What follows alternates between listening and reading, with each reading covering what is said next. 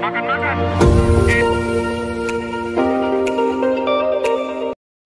Makan-makan. Enaknya makan-makan. Bapak bilang makan-makan. Coba teman-teman. Ternyata perjalanan dinasnya anggota dewan adalah makan-makan. Rekreasi.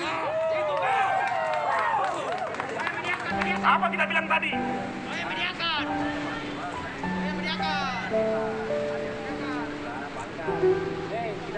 Kenapa pasarnya? Masa kosong kantornya.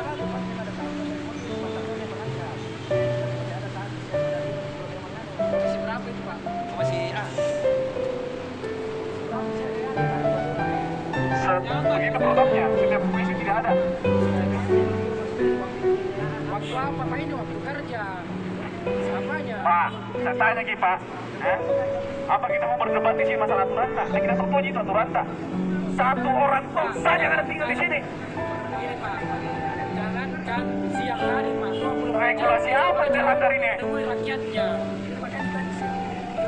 Satu orang Mungkin toh. satu komisi, pergi semua pasti ada yang tinggal, Pak. Betul. Jadi satu toh anggota dewan yang jam begini, hari begini itu luar biasa.